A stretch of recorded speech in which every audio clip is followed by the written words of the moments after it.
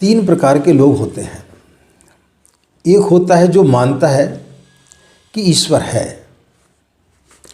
एक मानता है कि वेद शास्त्रों में लिखा हुआ है कि गायत्री मंत्र के जाप करने से ऐसा ऐसा होता है। उसमें और आप में कोई विशेष फर्क नहीं है। वो भी नदी के इस किनारे पर खड़ा हुआ है और आप भी नदी के इसी किनारे पर खड़े हुए हैं। फर्क इतना है कि आप ध्यान लगाते हैं लेकिन आपका मन आपको एकाग्र नहीं होने देता है।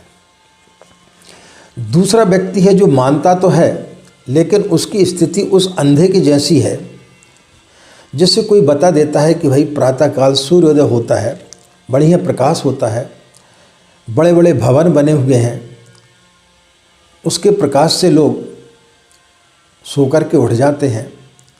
इतना बढ़िया उस समय सौंदर्य होता है, पक्षी चहचहाते हैं, फूल खिल उठते हैं, तो वो मान लेता है कि अमुक व्यक्ति बोल रहा है, शायद इसके पास आंखें होंगी, ये जो बता रहा है वो सही है। इसी प्रकार से हम भी मान लेते हैं कि हमारे पूर्वजों ने बताया, हमारे किसी व्यक्ति ने बताया, हमने कहीं सुन लिया कि गायत्री मंत्र के जाप करने से ये सिद्धियां प्राप्त होती हैं, लेकिन उसने स्वयं जाना नहीं है, उसे स्वयं का अनुभव नहीं है।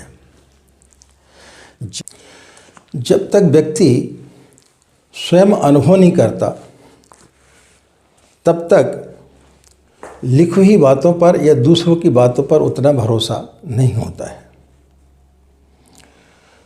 यदि किसी चीज़ को जानना है तो आपको स्वयं वहाँ पर जाना पड़ेगा। जब तक आप वहाँ जाकर के स्वयं नहीं देखेंगे तब तक आपको पता नहीं चलेगा। अब किसी ने बोल दिया कि गायत्री मंत्र बहुत खतरनाक मंत्र है, इसे नहीं जपना चाहिए। किसी ने बोल दिया ब्राह्मणों के अलावा किसी और को नहीं जपना चाहिए। किसी ने बोल दिया स्त्रियों को नहीं जपना चाहिए। तो उनके कहने से आप कैसे मान लेंगे?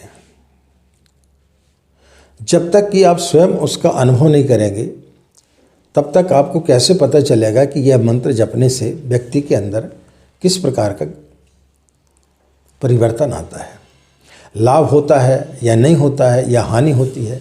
जब तक आप स्वयं नहीं जानेंगे तब तक नहीं होगा। तो पहली स्थिति होती है कि जो कुछ लोग मानते हैं कि हाँ ऐसा होता है, लेकिन उनकी स्थिति एक अंधे के समान होती है जो दूसरों की बातों पर विश्वास करके मान लेता है क्योंकि उसका स्वयं का अनुभव नहीं होता है। दूसरा होता है जो बोलता है मैंने जान लिया है। जान लिया है यानी उसने ईश्वर को पहचान लिया है, वह उसके निकट पहुंच गया है। जो व्यक्ति गायत्री की साधना करता और साधना करने के पश्चात में उसे जो परिवर्तन महसूस होते हैं, उसके जीवन में जो अमूलचूल परिवर्तन आते हैं, उनको वो जानता है। तो जिसने जान लिया, तो कौन व्यक्ति जानता है? जिसको किसी का आशीष प्राप्त हो गया, जिसको किसी गुरु का सानिध्य प्राप्त हो गया, तो वो जान जाता है कि इस मंत्र के जाप करने से किस प्रकार की सिद्धियां प्राप्त होती हैं।